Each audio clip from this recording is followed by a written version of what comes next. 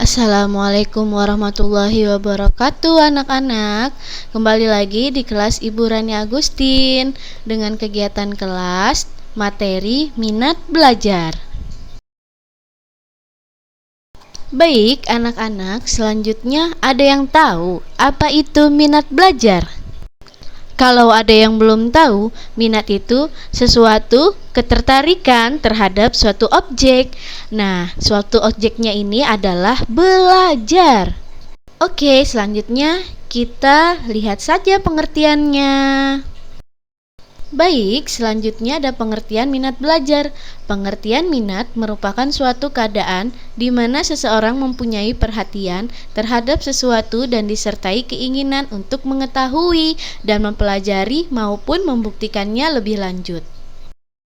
Nah, yang dikatakan Koni Semiawan dalam Paimun DKK 1998-48 mengatakan bahwa pengertian minat adalah suatu keadaan mental yang menghasilkan respon terarah kepada suatu situasi atau objek tertentu yang menyenangkan dan memberikan kepuasan kepadanya. Nah, selanjutnya ada dari S. Nasution 1987-66 menyatakan bahwa pengertian minat merupakan pernyataan psikis yang menunjukkan adanya pemusatan pikiran, perasaan, dan kemauan terhadap suatu objek karena objek tersebut menarik perhatian. Sebelum kita melanjutkan materi selanjutnya, apakah ada pertanyaan sebelum kita lanjutkan? Ayo, angkat tangan.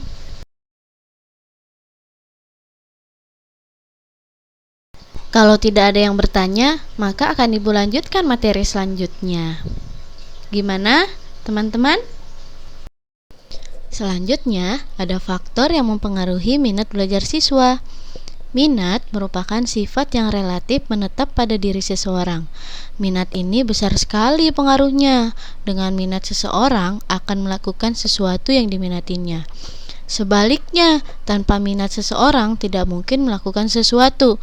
Marcel Usman 1998-94 mengemukakan 22 macam minat. Di antaranya ialah bahwa anak memiliki minat terhadap belajar. Dengan demikian, pada hakikatnya setiap anak berminat pada belajar. Minat seseorang terhadap pelajaran dan proses pembelajaran tidak muncul dengan sendirinya, akan tetapi banyak faktor yang dapat mempengaruhi munculnya minat. Salah satu faktor yang dapat membangkitkan dan merangsang minat adalah faktor bahan pelajaran yang akan diajarkan kepada siswa. Bahan pembelajaran yang menarik minat siswa akan sering dipelajari oleh siswa yang bersangkutan, dan sebaliknya, bahan pembelajaran yang tidak menarik minat siswa tentu akan dikesampingkan oleh siswa. Oleh karena itu, bila bahan pelajaran yang dipelajari tidak sesuai dengan minat siswa, maka siswa tidak akan belajar dengan sebaik-baiknya karena tidak ada daya tarik baginya. Nah, selanjutnya menurut William James, sebagaimana yang diikuti oleh Mauser Yusman 2001-95, melihat bahwa minat siswa merupakan faktor utama yang menentukan derajat keaktifan belajar siswa. Jadi, minat merupakan faktor yang menentukan keterlibatan siswa secara aktif dalam belajar. Selanjutnya, Kurt Singer 1987-95 mengemukakan beberapa faktor yang dapat menimbulkan minat terhadap pembelajaran sebagai berikut. Yang pertama, pelajaran akan menarik murid jika terlihat adanya hubungan antara pelajaran dan kehidupan nyata. Yang kedua, bantuan yang diberikan guru terhadap anak didiknya dalam mencapai tujuan tertentu. Nah, yang ketiga, adanya kesempatan yang diberikan guru terhadap siswa untuk berperan aktif dalam proses belajar mengajar. Yang keempat, sikap yang diperlihatkan guru dalam usaha meningkatkan minat siswa. Sikap seorang guru yang tidak disukai oleh anak didik tentu akan mengurangi minat dan perhatian siswa terhadap mata pelajaran yang diajarkan oleh guru yang bersangkutan. Nah, Minat juga dapat ditimbulkan dan dibangkitkan. Menurut Nasution 1995-47 menyatakan bahwa minat dapat ditimbulkan atau dibangkitkan dengan cara-cara sebagai berikut. Yang pertama, bangkitkan suatu kebutuhan, maksudnya kebutuhan untuk menghargai keindahan, untuk mendapatkan penghargaan. Yang kedua, hubungan dengan pengalaman yang telah lalu. Yang ketiga, beri kesempatan untuk mendapatkan hasil yang baik. Nothing good leads to good. Tidak ada yang lebih memberi hasil yang baik daripada hasil yang baik. Untuk itu, bahan pelajaran harus sesuai dengan kesanggupan individu. Wah, udah banyak nih Ibu memberikan materi hari ini. Mungkin sebelum melanjutkan materi selanjutnya, apakah ada yang bertanya sebelum kita melanjutkan materi selanjutnya? Ibu berharap dalam pertanyaan tanya jawab ini teman-teman harus memperhatikan dan mendengarkan teman lainnya yang sedang bertanya. Nah, materi selanjutnya, indikator minat belajar. Indikator minat belajar siswa menurut Slameto 2010-180, suatu minat yang dapat diekspresikan melalui pernyataan yang menunjukkan bahwa anak didik lebih menyukai suatu hal daripada hal lainnya.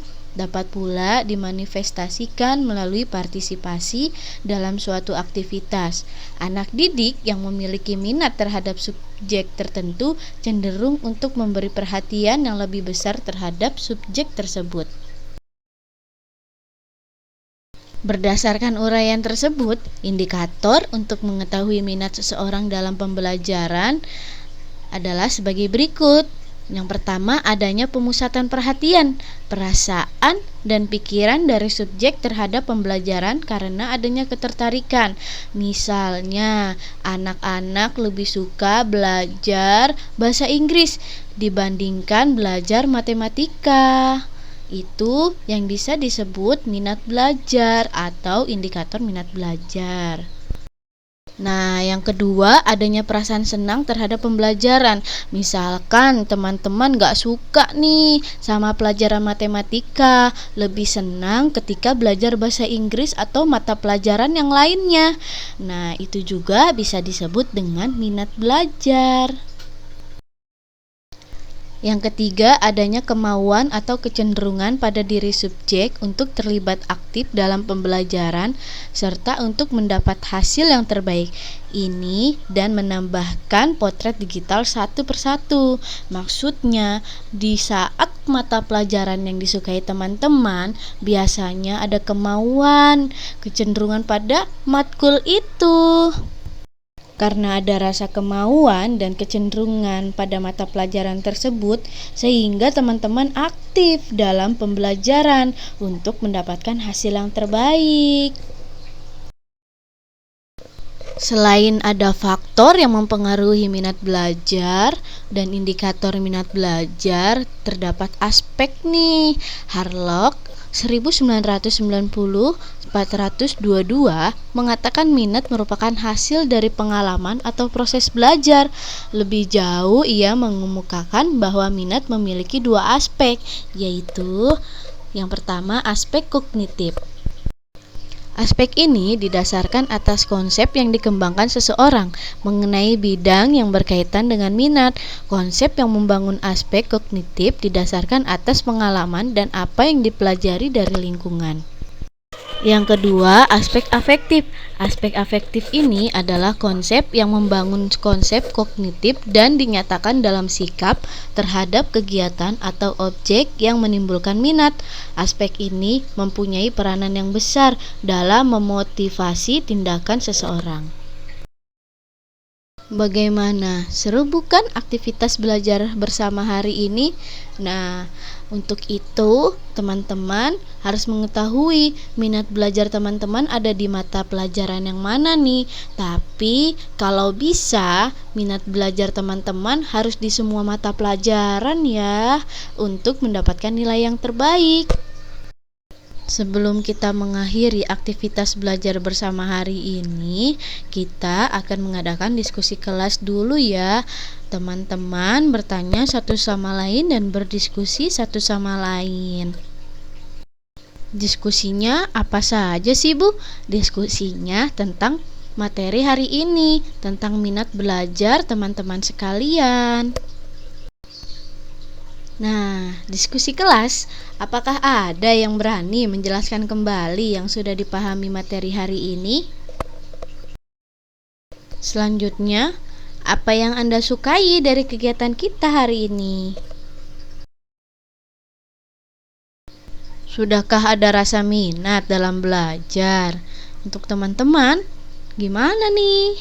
Ibu minta penjelasannya ya, yang lain.